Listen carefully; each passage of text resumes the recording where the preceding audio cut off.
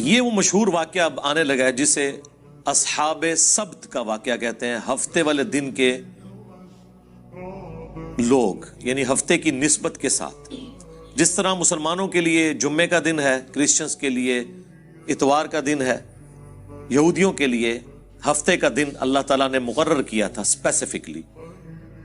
گو مسلمانوں کو اللہ تعالیٰ نے اس طرح پابند نہیں کیا کہ صرف انہوں نے جمعے والے دن ہی اللہ اللہ کرنی ہے، وہ تو پوری زندگی کرنی ہے، لیکن ان کے لیے پورا ہفتے کا دن وقف تھا. وہ کوئی اور کام نہیں کر سکتے تھے سوائے اس کے کہ وہ خدا کے ساتھ اپنی کمٹمنٹ کریں گے، پورا دن عبادت میں گزاریں گے. اور ساتھ ہی ساتھ ان پہ دوسری آزمائش یہ ڈالی گئی تھی کہ ہفتے کے دن وہ شکار بھی نہیں کریں گے. مچھلیوں کا شکار جو ان کے لیے گزر بسر کا ذریعہ تھا، ہفتے کے دن نہیں کریں گے، باقی دنوں میں کریں، سٹور کر کے کھائیں، کوئی مسئلہ نہیں ہے. لیکن انہوں نے اللہ تعالیٰ کے حکم کی نافرمانی کی. اس کے بدلے میں اللہ تعالیٰ نے انہیں بندر اور خنزیر بنا دیا، وَلِعَوْذُ بِاللَّهِ تَعَالَى. یہ واقعہ مسلمانوں کے لیے اس اعتبار سے بڑا عبرت کا نشان ہے کہ اگلی امتوں کو دنیا میں ہی نافرمانیوں کی سزا مل جایا کرتی تھی. اس امت کے لیے نبی صلی اللہ علیہ وآلہ وسلم کی دعاؤں کی برکت سے دنیا میں کافی حد تک مسئلہ اللہ تعالیٰ نے ٹال دیا. لیکن آخرت میں عذاب ہوگا. یہ نہیں ہے کہ وہ معاف ہو جائے گا جو غلط حرکتیں کی. یہ اصحاب سبت کا واقعہ ہے، یعنی ہفتے والے دن سے متعلقہ لوگ. یہی وہ لوگ تھے جو بندر بنا دیے گئے، خنزیر بنا دیے گئے. یہاں پہ یہ واقعہ آ رہا ہے، وہ انشاءاللہ ہم تفصیل سے کور کریں گے. اس واقعے میں جو سب سے عبرت والی چیز ہے وہ یہ ہے کہ بنی اسرائیل کے لوگ 3 گروہوں میں بٹ گئے. ایک وہ لوگ تھے جنہوں نے کہا کہ ہم اللہ تعالیٰ کے اس حکم کی نافرمانی نہیں کریں گے، پلس جو لوگ نافرمان تھے انہیں وہ اس نافرمانی سے روکتے تھے. یہ سب سے اعلیٰ ترین درجہ ہے. دوسرے وہ لوگ تھے جو خود تو نافرمانی نہیں کرتے تھے لیکن نافرمانوں کو روکتے نہیں تھے. یہ سب سے آسان کام ہوتا ہے اس حوالے سے.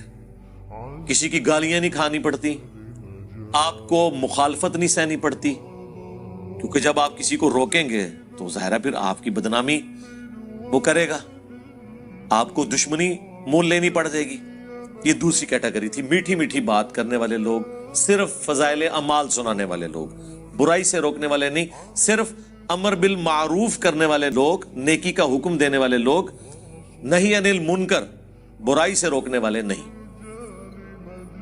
اور تیسرے وہ بدبخت تھے کہ جو ڈائریکٹلی اس حکم کی نافرمانی کر رہے تھے اور ہفتے کے دن وہ شکار کرتے تھے.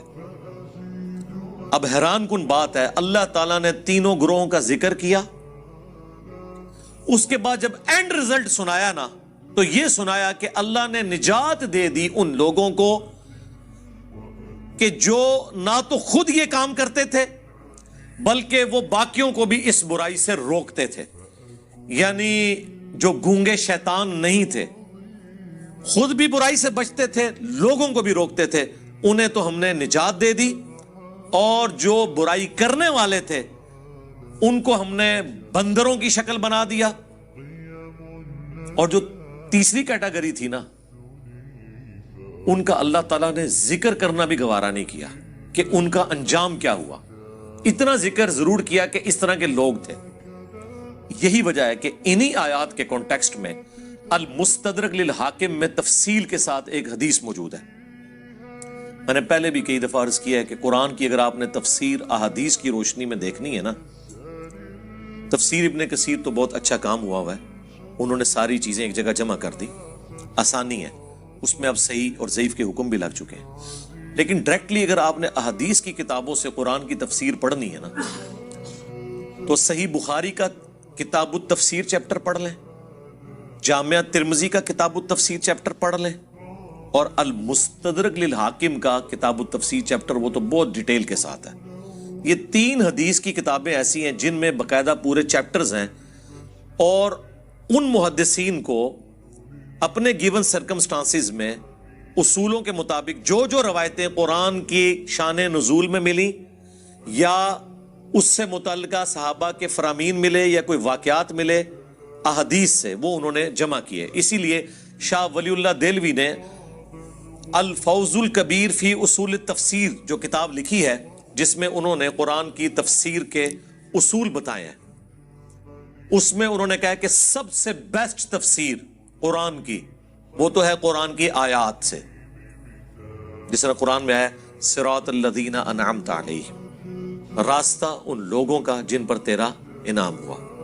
لوگ یہ آیت پڑھ کے اپنے بزرگ بابوں کا ذکر کرتے ہیں، جبکہ قرآن نے پھر سورۃ النساء میں بتایا کہ یہ لوگ کون ہیں. من النبیین والصدیقین والشہداء والصالحین، نبی ہیں، صدیق ہیں، شہید ہیں اور صالحین. اور صالحین جو اللہ کی نظر میں صالحین ہیں وہ ڈیفینیٹلی تو صحابہ اور اہل بیت ہیں رضی اللہ عنہم وعلیہم السلام اجمعین. باقی آپ کی اسیسمنٹ ہے. اور اب اس دور میں تو ہر فرقے کے صالحین ڈیفرنٹ ہے. ایک کے صالحین دوسرے کے مشرکین ہیں، ہاں دوسروں کے صالحین ان کے گستاخان رسول ہیں. اس کو تو آپ چھوڑ دیں. بہرحال یہ 3 کتابیں دی بیسٹ قرآن کی تفسیر ہیں. ان کے چیپٹر، صحیح بخاری کا چیپٹر، ترمذی کا اور المستدرک للحاکم کا. بہرحال جتنا میرا قرآن کا فہم ہے، جو میں اللہ تعالیٰ کے مزاج کو سمجھ سکا ہوں قرآن کی روح سے، مجھے تو یہی لگتا ہے کہ جو گونگے شیطان تھے ان کا انجام بھی انہی کے ساتھ ہوا جو برائی کرنے والے تھے.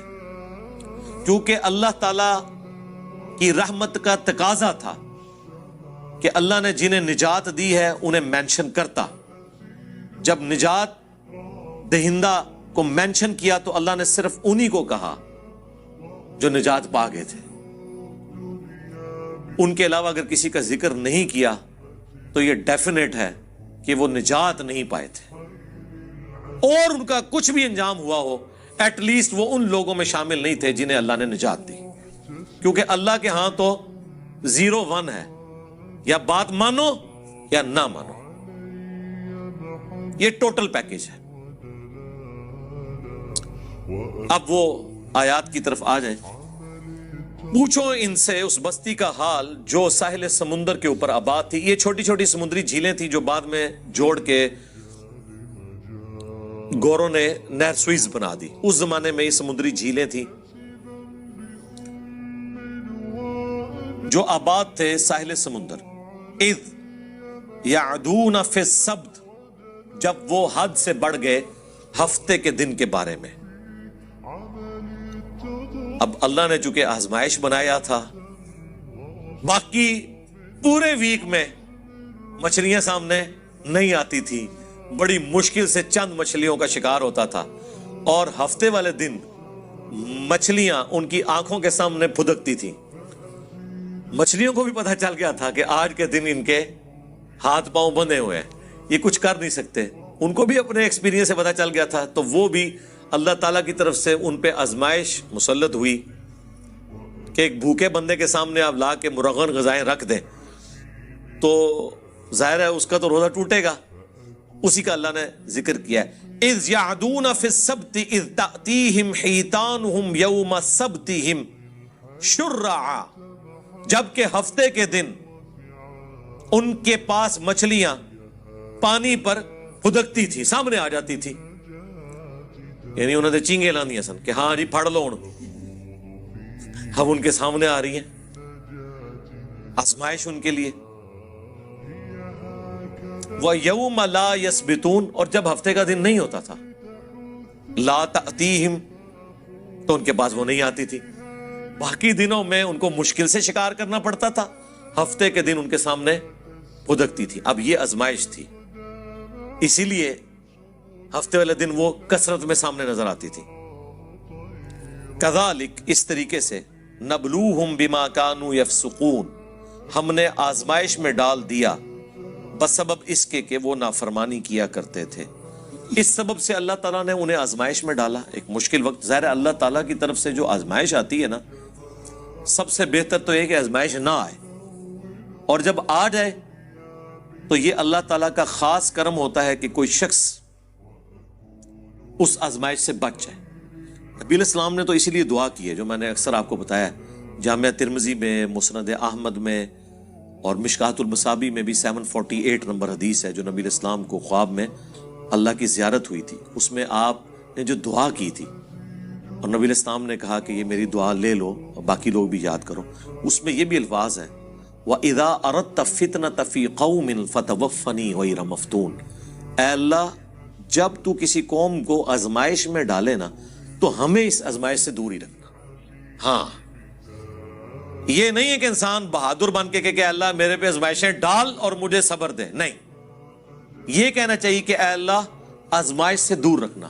ہاں، جب کبھی ناگزیر ہو جائے وَلَنَبْلُوَنَّكُمْ بِشَيْءٍ مِّنَ الْخَوْفِ وَالْجُوعِ وَنَقْصٍ مِّنَ الْأَمْوَالِ وَالْأَنفُسِ وَالثَّمَرَاتِ، تو ٹھیک ہے، اس میں اللہ تعالیٰ صبر دے، سب کچھ ہے، لیکن پہلی پرائورٹی نبی علیہ السلام نے یہی دعا سکھائی ہے کہ اللہ تعالیٰ فتنے میں مبتلا نہ کرے، کیونکہ بڑے بڑے ایمان والوں کے روزے ٹوٹ جاتے ہیں اس طرح کی آزمائشوں میں۔ جب امام حنیفہ رحمہ اللہ کے اوپر مشکل وقت آیا ہے تو پھر امام حنیفہ ہی کھڑے ہوئے ہیں خلیفہ منصور کے خلاف، باقی ان کے زمانے کے بڑے بڑے علماء مصلحت کا شکار ہو گئے۔ جب احمد بن حنبل کے دور میں خلق قرآن کا مسئلہ کھڑا ہوا ہے تو احمد بن حنبل رحمہ اللہ نے ہی استقامت دکھائی ہے، باقی کئی لوگ جو ہیں اس زمانے کے جو بڑے بڑے ائمہ ہیں مصلحت کا شکار ہو گئے۔ تو ہر زمانے میں جو حسینی فکر ہے وہ چند ایک لوگ ہی لے کے چلتے ہیں، سب میں اتنی جرت نہیں ہوتی۔ تو اللہ تعالیٰ فرماتا ہے کہ بسبب ان کی نافرمانیوں کے ان کو ہم نے آزمائش میں ڈالا، یعنی پہلے بھی ان کے کرتوت ایسے تھے، تو جب کرتوت برے ہوتے ہیں تو بعض اوقات اللہ تعالیٰ آزمائش ڈال دیتا ہے، اور یہ ان کے اوپر آزمائش تھی۔ وَإِذْ قَالَتْ أُمَّةٌ مِّنْهُمْ، جب ان میں سے ایک گروہ نے کہا لِمَ تَعِظُونَ قَوْمًا، کیوں تم ایسی قوم کو واعظ و نصیحت کرتے ہو، قَوْمًا اللَّهُ مُهْلِكُهُمْ، کہ جس قوم کو اللہ تعالیٰ ہلاک کر دے گا، او معذبہم عذابا شدیدا، یا انہیں شدید عذاب دینے والا ہے۔ یعنی کیوں سمجھاتے ہو ان نافرمانوں کو، چھوڑو، انہوں نے اپنی قبر میں جانا ہے، تم نے اپنی قبر میں جانا ہے، چپ کر کے تم تو برائی نہیں کر رہے نا، ان کو ان کے حال کے اوپر چھوڑ دو۔ ان کا جواب سنیں کیا ہے، قالو، وہ کہنا شروع ہو گئے اس کے جواب میں، معذرتن الی ربکم ولعلہم یتقون، ہم تو یہ اس لیے ان کو برائی سے روک رہے ہیں کہ اپنے رب کے حضور عذر پیش کر سکیں کہ یا اللہ جو ہم سے بن پڑی، ہم نے برائی کو روکنے کی کوشش کی، اور دوسرا مقصد یہ ہے لعلہم یتقون، کہ شاید ہماری نصیحت سے یہ ڈر جائیں اور یہ بھی اپنی آخرت برباد ہونے سے بچا لیں۔ یہ سیکنڈری مقصد ہے، جو میں اکثر کہتا ہوں کہ ہم یہ جو دعوت و تبلیغ کا کام کر رہے ہیں، لوگوں کو برائی سے روک رہے ہیں، اچھائی بتا رہے ہیں، عقیدے کی خرابیاں ہائی لائٹ کر رہے ہیں، اس میں پرائمری جو ہمارا مقصد ہے وہ اپنی آخرت کی فکر ہے، کسی دوسرے کی آخرت کی فکر نہیں ہے، وہ سیکنڈری چیز ہے۔ سب سے پہلے تو ہمیں ہماری طرف سے پوری دنیا جہنم میں چلی جائے ہمیں تو فرق نہیں پڑتا، ہمیں تو فرق اس بات سے پڑتا ہے کہ ہم نہ کہیں جہنم میں چلے جائیں۔ پہلی ایفرٹ تو ہماری اپنی ذات کے لیے ہوگی، او انفسکم واہلیکم نارا، بچاؤ اپنے آپ کو اور اپنے گھر والوں کو جہنم کی آگ سے، باقیوں کی بعد میں فکر کریں گے۔ افریقہ کے جنگلوں میں لوگ کدھر جا رہے ہیں وہ بعد میں دیکھیں گے، پہلے تو اپنے گھر میں لوگ کدھر جا رہے ہیں وہ دیکھیں گے۔ پہلے تو ہم خود قرآن و سنت سے اپنی اصلاح کی کوشش کریں گے، تو ان کا اپنے رب کے حضور معذرت کر سکیں، ہم عذر پیش کر سکیں کہ یا اللہ ہم نے وہ چاروں شرائط پوری کی تھی، الا الذین آمنوا وعملوا الصالحات، یہ تو آسان ہے، ایمان لاؤ نیک اعمال کرو، لیکن وتواصوا بالحق، حق بات کی وصیت کرنا مشکل ترین کام، اور اس کے بعد اس کا منطقی انجام، وتواصوا بالصبر، پھر تکلیف آئے گی تو صبر اختیار کرنا ہے۔ یہ اتنا مشکل کام ہے کہ بڑے بڑے اہل ایمان وہ بھی بعض اوقات کمزور درجے کی طرف چلے جاتے ہیں۔ ہر بندے میں یہ حوصلہ نہیں ہوتا کہ حالات و واقعات کا وہ مقابلہ کر سکے.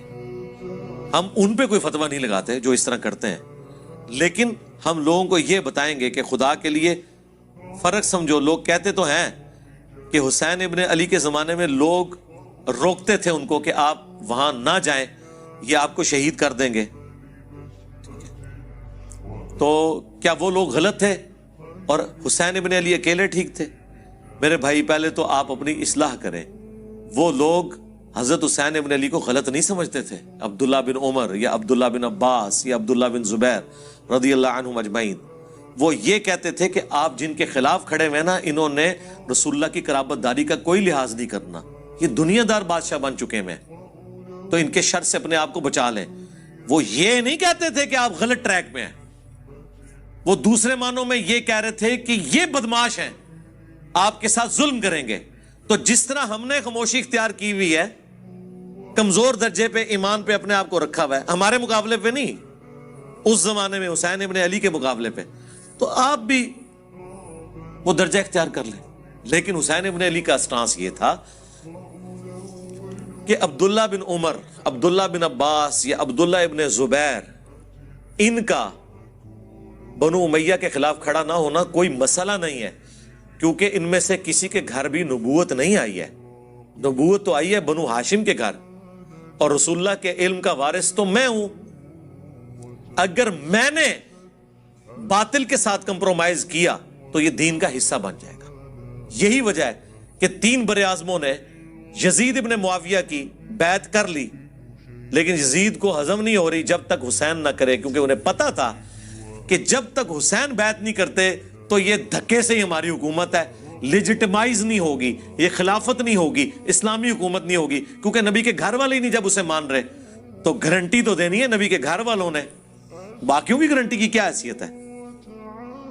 یہ وجہ تھی. تو یہ ہمیشہ کم لوگ ہوتے ہیں اور وہ ڈرتے ہیں کہ یار اللہ کے حضور کیا جواب دیں گے. فلما، پس جب نسو ما ذکروا بہ، انہوں نے فراموش کر دیا جو انہیں ڈر سنایا گیا تھا، جو نصیحت کی گئی تھی. انجینا الذین ینہون عن السوء، تو ہم نے نجات دے دی ان کو جو برائی سے روکنے والے تھے، یعنی جو حسین ابن علی کی نیچر رکھنے والے تھے، ان کو تو مل گئی نجات. وَأَخَذْنَا الَّذِينَ ظَلَمُوا، اور پکڑ لیا ان کو ہم نے جو ظلم کرنے والے تھے، بِعَذَابٍ بَئِيسٍ بِمَا كَانُوا يَفْسُقُونَ، جن لوگوں نے اپنی جانوں پر ظلم کیا، برے عذاب سے ان کو پکڑ لیا گیا بوجہ اس کے کہ وہ نافرمانی کیا کرتے تھے. فَلَمَّا عَتَوْا عَمَّا نُهُوا، جب انہوں نے سرکشی کی اس سے جس سے ان کو روکا گیا تھا، مَا نُهُوا عَنْهُ، جس سے وہ لوگ روکے گئے تھے. قُلْنَا لَهُمْ كُونُوا قِرَدَةً خَاسِئِينَ، تو ہم نے ان سب کے سب کو کہا کہ بن جاؤ پھٹکارے ہوئے بندر. بس اللہ نے تو پھر کن فیکون ہی ہوتا ہے، کہا اور وہ بن گئے. اللہم لا تجعلنا منہم، اللہم احسن عاقبتنا فی الامور کلیہا واجرنا من خزی الدنیا وعذاب الاخرہ، آمین. اللہ اکبر. اب یہ واقعہ یہاں پہ مکمل ہو گیا ہے. دیکھ لیں ان اٹینڈڈ ہے وہ گروہ. اللہ نے 2 گروہوں کا ذکر کر دیا. جو روکنے والے تھے وہ نجات پا گئے، اور جو کرنے والے تھے وہ تباہ و برباد ہو گئے. اللہ نے ان کو بندر بنا دیا. لیکن جو تیسری کیٹیگری تھی نا، جو کہہ رہی تھی کہ تانوں کیڑی لوڑ ہے، تسی اپنی قبر ہی جانا ہے، انہوں نے اپنی قبر ہی جانا ہے، آپ کو کیا تکلیف ہے، ان کو اللہ تعالیٰ نے اس قابل بھی نہیں سمجھا کہ ان کے انجام کا ذکر کرے، اچھا یا برا. اللہ. وَإِذْ تَأَذَّنَ رَبُّكَ، اور یاد کرو جب تمہارے رب نے یہ اعلان کیا تھا، لَيَبْعَثَنَّ عَلَيْهِمْ إِلَى يَوْمِ الْقِيَامَةِ، کہ ضرور اللہ تعالیٰ بھیجتا رہے گا ان پر قیامت کے دن تک، من یسومہم سوء العذاب، ایسے ان کے اوپر حکمران مسلط ہوں گے، ایسا جابر حکمران ان کے اوپر آتے رہیں گے جو انہیں عذاب دیں گے، برا تکلیف دیں گے دنیا میں. حتیٰ کہ وہ بنی اسرائیل کے جو 2 عروج اور 2 زوال کا ذکر ہے سورہ بنی اسرائیل کے آغاز میں، اس میں اللہ تعالیٰ نے فرمایا ہم نے اپنے سخت لڑائی لڑنے والے بندے مسلط کر دیے. کس کے اوپر؟ بنی اسرائیل کے اوپر. اور انہوں نے بیت المقدس کی اینٹ سے اینٹ بجا دی. اللہ نے ان کافروں کو اپنی طرف منسوب کیا کہ ہم نے یہ مسلط کیے. اس امت کے اوپر بھی اللہ نے مسلط کیے. تاتاری اینٹ سے اینٹ بجائی انہوں نے بغداد کی. اللہ عذاب جب دلواتا ہے نا تو وہ اپنی مخلوق کے ذریعے ہی دلواتا ہے، اور اس وقت وہ مسلط ہوئے ہوتے ہیں. پھر تاتاریوں نے سرکار نہ کوئی بزرگ دیکھا ہے، نہ کوئی غوث دیکھا ہے، نہ کوئی کتب دیکھا ہے، وڈ کے پرے ماریا ہے.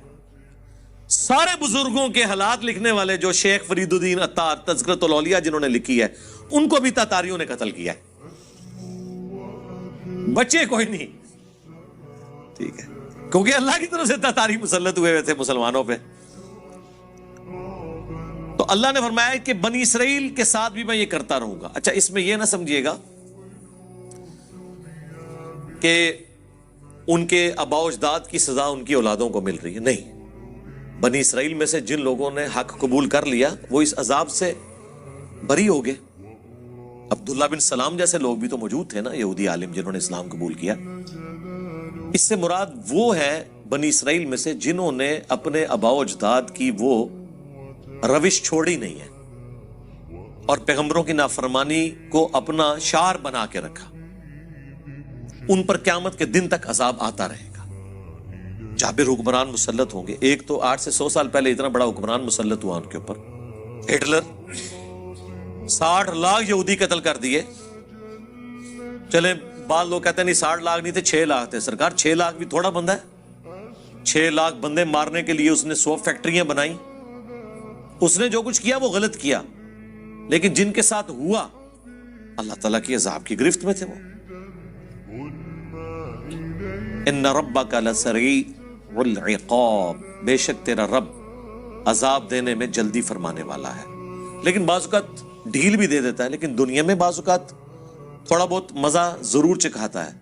آخرت کا تو عذاب پکا ہے. وَإِنَّهُ لَغَفُورٌ رَحِيمٌ، اور سائملٹینیس کنٹراسٹ ہے. اور بے شک وہ ضرور بالضرور بخشنے والا مہربان ہے.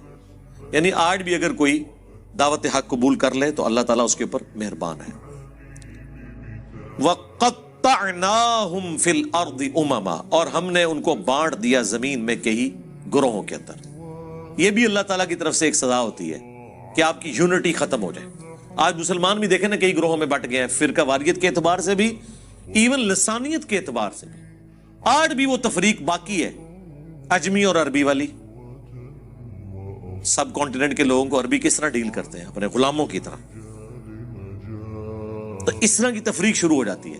پھر صرف جمعے کے خطبوں میں رہ جاتا ہے کہ کسی عربی کو اجمی پر، کسی کالے کو سفید پر، کسی سفید کو کالے پر، کسی سرخ کو سیاہ پر، کسی سیاہ کو سرخ پر. کوئی فضیلت حاصل نہیں ہے. مسند احمد میں جو خطبہ ہے رسول اللہ صلی اللہ علیہ وآلہ وسلم کا حجۃ الوداع کا، تقریروں تک تو رہتا ہے، لیکن جیسے ہی ممبر سے نیچے اترتے ہیں پھر وہ ڈیفرنس شروع ہو جاتے ہیں. منہم الصالحون، ان میں سے نیک لوگ بھی ہیں. ومنہم دون ذالک، اور کچھ اور طرح کے لوگ بھی ہیں جو برے اعمال کرنے والے ہیں. وبلوناہم بالحسنات والسیئات، اور ہم نے انہیں آزمایا نعمتیں دے کر بھی اور تکالیف کے ذریعے بھی. لعلہم یرجعون، تاکہ وہ ہماری طرف پلٹ آئیں.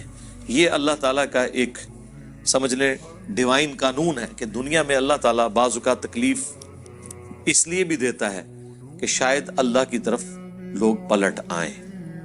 دنیا کی آزمائشیں اللہ کی طرف رجوع لانے کا ذریعہ بن جاتی ہیں. انڈیویجول لیول کے اوپر بھی آپ دیکھیں گے کئی لوگ ایسے ہیں، گھر میں جوان موت ہوئی، یا ماں مر گئی یا باپ مر گیا، تو وہ پہلی دفعہ جب دفنانے کے لیے قبرستان جاتے ہیں اور اس منظر کو اپنی آنکھوں سے دیکھتے ہیں تو دل میں رقت پیدا ہوتی ہے اور وہ کہتے ہیں کہ ٹھیک ہے اب ہم نے اللہ کی طرف آنا ہے. اس دنیا میں تکلیف انسان کو بعض اوقات اس اعتبار سے نعمت بن کے آتی ہیں کہ اللہ کی طرف لوگ رجوع لے آئیں. تو اللہ تعالیٰ فرماتا ہے کہ ہم پھر ان کی اولادوں کو، بنی اسرائیل کی اولاد کو جو چلی وہ ساری نسل، تکلیف کے ذریعے آسائشیں دے کے ہر طریقے سے آزماتے رہے تاکہ وہ پلٹ آئیں اللہ کی طرف. فخلف من بعدہم خلف، لیکن پھر جانشین ہوئے ان کے بعد وہ ناخلف لوگ، ورثوا الکتاب، جو کہ وارث ہوئے کتاب کے، یأخذون عرض ھذا الادنی، اللہ اکبر، جو کہ لیتے ہیں دنیا کا ادنا مال، وَيَقُولُونَ، اور ساتھ یہ بھی کہتے ہیں، یعنی دین بیچتے ہیں.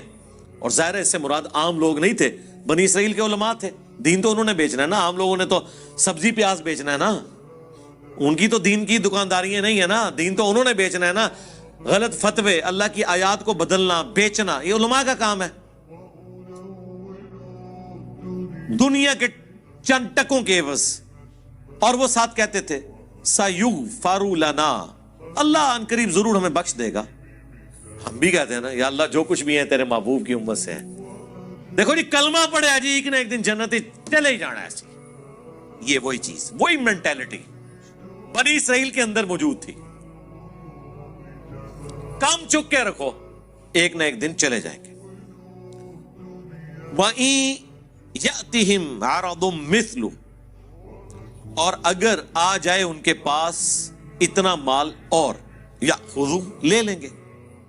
وہی میں نے آپ کو یہاں پہ بھی بتایا، وہ علماء جو آپ کو کہتے ہیں غیر مسلم ملکوں میں جا کے نوکریاں نہ کریں، کافروں کے ملکوں میں آپ کی کمائی حرام ہے، انہی کو آپ ممبر سے اترنے کے بعد ڈالرز دینا چندے کے طور پر. کبھی کسی نے نہیں کہنا کہ یہ تو آپ کی کمائی کیا ہے. آج تک کسی چندہ دینے والے کو کسی عالم نے نہیں پوچھا کہ تو کسی سودی کاروبار میں تو نہیں ملوث. نہیں، بتانے کے لیے بہت اچھی بات ہے، پوچھیں گے نہیں کبھی بھی. آپ بتا کے بھی دیکھ لیں، واپس نہیں کریں گے انشاءاللہ، آپ کو مایوس نہیں لوٹائیں گے انشاءاللہ. یہاں پہ بھی اللہ ہمارا ان کو اور بھی ملے نا، ملے گا، یہ لیں گے. الم یؤخذ علیہم میثاق الکتاب، اللہ اکبر، کیا نہیں لیا گیا تھا ان سے کتاب کے بارے میں پختہ عہد، یعنی تورات کے بارے میں. مال تو ہاتھوں ہاتھ لیتے ہیں اور دین کے نام کے اوپر کمائیاں کر رہے ہیں، اور جو وہ دین تھا اس پہ عمل ہی کوئی نہیں ہے. جیسا میں نے کہا یہاں پہ لوگوں نے بزرگیاں تو اویل کی ہیں قرآن و سنت کے نام پہ، اور قرآن و سنت پہ عمل نہیں ہے، بلکہ یہ کہتے ہیں قرآن و سنت ڈائریکٹ نہ پڑھو گمراہ ہو جاؤ گے. اگلے دن ہمارے لائیو سیشن میں ایک بندے نے سوال کیا کہ میں ادھر کرسچنز کے ملک میں ہوں، وہاں پادری بھی یہ کہتے ہیں کہ ڈائریکٹ انجیل نہیں پڑھنی گمراہ ہو جاؤ گے. تو وہ کہہ رہا تھا کہ یار یہ کیا وجہ ہے کہ سارا مذہبی طبقہ ایک جیسا ہی ہے. میں کہ ہاں، مولوی سارے ایکو جینے پاویں، پادری ہون، پنڈت ہوں، چاہے مولوی ہوں مسلمانوں کے، یہ طبقہ ایک جیسا ہے. اس کی دو ریزن ہے. ایک تو یہ کہ انہیں یہ پتا چلے گا جب یہ کتابیں ڈائریکٹ پڑھیں گے نا تو کتابوں کا دین ان علماء سے مختلف ہوگا، تو ان کو سوال کریں گے حضرت اس میں تو یہ لکھا ہے آپ تو یہ کر رہے ہیں. دوسرا، ان کا جب دماغ کھلے گا اور ان سے سوال پوچھیں گے، اکثر چیزوں کے جواب نہیں ان کو آتے ہوں گے. اور تیسرا، جو ان کا اسٹیبلش دین ہے جس کے اوپر وہ کمائیاں کر رہے ہیں، اس کے بالکل اپوزٹ دین قرآن و سنت کے اندر موجود ہے یا ان کتابوں میں. آج بھی ایک ان ایمبیگوس سٹیٹمنٹ ایسی نہیں تورات اور انجیل میں جو شرک کی طرف مائل کرتی ہو. وہ کتابیں تبدیل ہو کر بھی توحید کے اعتبار سے کامل ہیں، کیونکہ اگر توحید بھی اس میں ختم ہو جاتی پھر یہود و نصارہ کے لیے ہدایت کا کوئی ذریعہ نہ ہوتا. آپ کس کتاب سے ان سے بات کرتے ہیں؟ قرآن کو تو وہ مانتے ہی نہیں ہیں. لیکن آج کئی لوگ مسلمان صرف اس لیے ہوئے ہیں کہ آج کی بھی تورات اور انجیل میں جو توحید ہے نا، اس توحید کو اگر کوئی صحیح معنوں میں لے کے چل رہا ہے تو مسلمان لے کے چل رہے ہیں، اور پریکٹیکلی وہ توحید اسلام میں نظر آتی ہے، ان میں تو نظر ہی نہیں آتی. اچھا، سیم وہی جملے بولتے ہیں کہ جی یہ جو آپ سامنے پڑھ رہے ہیں نا، اس کے اندر ایک باطنی معنی بھی ہوتا ہے جو اہل معرفت جانتے ہیں.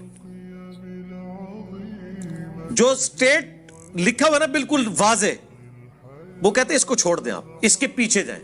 چلو پیچھے جانے سے بھی یہی چیز نکلنی چاہیے نا، دنیا میں تو یہی ہوتا ہے نا کہ آپ پانی کا کنواں کھود رہے ہیں، 100 فٹ کے اوپر جا کے پانی نکلا ہے تو نیچے جا کے یہ تو نہیں ہوگا کہ تیزاب نکل آئے گا. آپ پانی کے لیے کنواں کھود رہے ہیں نا, تو نیچے اس سے صاف پانی نکلے گا. یہاں کیا کہتے ہیں اور اندر بڑھو, اور اندر بڑھ کے کوئی اور شاہی باہر کاٹ لیتے ہیں. وہ اندر نہیں ہوتا, وہ باہر جا رہے ہوتے ہیں اس سے.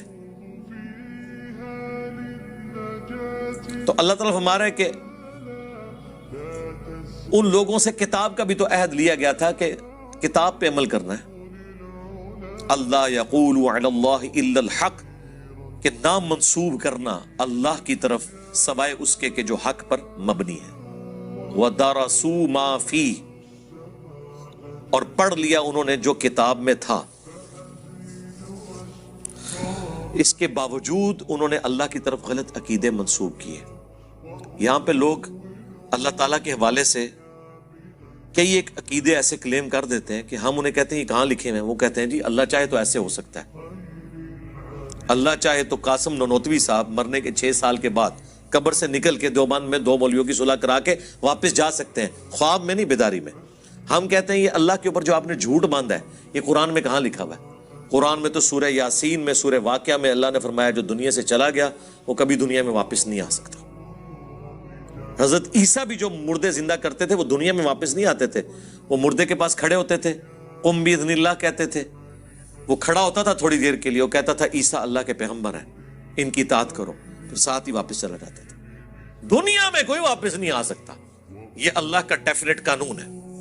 چاہے کوئی بزرگ نہیں, اللہ چاہے, سرکار اللہ کا چاہنا آپ چاہیں گے, یہ وہی چیز ہے. لا یقول علی اللہ الا الحق, مت اللہ کے اوپر کوئی بات ایسی منسوب کرو سوائے اس کے کہ جو حق پہ مبنی ہے.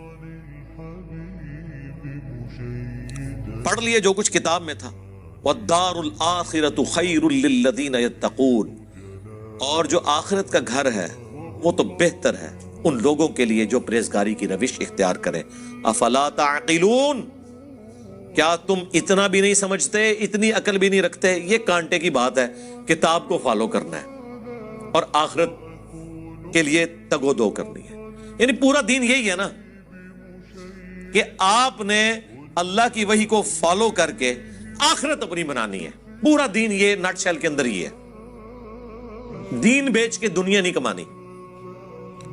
والذین یمسکون بالکتاب, اور جنہوں نے مضبوطی سے پکڑا ہے کتاب کو, واقاموا الصلاۃ, اور قائم کرتے ہیں نماز. انا لا نضیع اجر المصلحین, ہم کبھی ایسے لوگوں کا اجر ضائع نہیں کریں گے جو اصلاح کرنے والے ہیں, اپنی اصلاح بھی اور دوسروں کی اصلاح بھی, جو نیکوکاری کی روش اختیار کرنے والے ہیں. اللہ تعالیٰ ان کا اجر کبھی ضائع نہیں کرے گا. دنیا میں نے اکثر کہا ہے کہ یہ ہو سکتا ہے کہ کسی کی محنت ضائع ہو جائے, لیکن آخرت کے لیے جو آپ نے دنیا میں محنت کی ہے نا, اس کا اجر آپ کو ملنا ہے. کیونکہ دنیا کو اللہ نے آزمائش کے ساتھ جوڑا ہوا ہے. محنت کر کے بھی بعض اوقات آپ کا نقصان ہو جائے گا.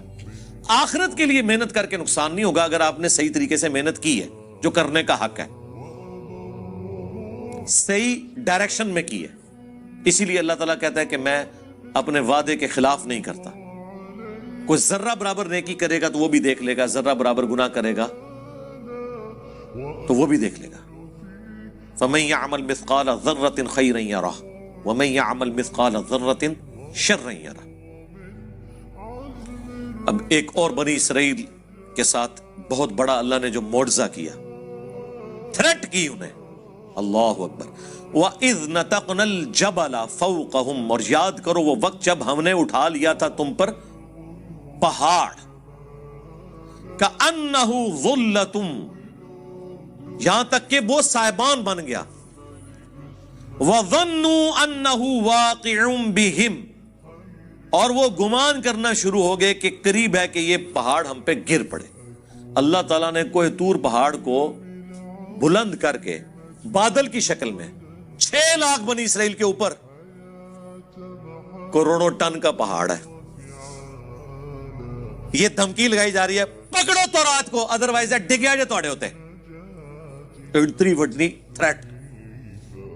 خذوا ما آتیناکم بقوہ, پکڑو اس کو جو ہم نے تمہیں عطا کیا ہے پوری قوت کے ساتھ. قوت کے ساتھ یہ نہیں ہے کہ مطلب وہ گر نہ جائے, مراد یہ ہے کہ اس کے ایسن کو فالو کرو, اس کی روح کو فالو کرو. وَاذْكُرُوا مَا فِيهِ، اللہ اکبر، اور یاد کرو جو کچھ اس کے اندر ہے اسے فالو کرو، لعلکم تتقون، تاکہ تم پرہیزگار بن سکو، ڈر جاؤ۔ تو یہ بنی اسرائیل سے اللہ تعالیٰ نے عہد لیا تھا۔ ظاہر اس وقت تو سب نے کہا کہ بالکل ہی اللہ جو تسی کہو گے ہوئے گا۔ جناب پہاڑ سر دے ہوتے ہوئے، سر کے اوپر پہاڑ سائبان اور بادل کی شکل میں ہو، اور تھریٹ ہو کہ یا تو تورات کو پکڑو ادروائز یہ موت کا پروانہ آیا تمہارے اوپر، اتنا بڑا معجزہ دیکھ کے بھی، لیکن بس اس وقت تو انہوں نے عہد کیا، لیکن بعد میں اکثریت نے بھلا دیا۔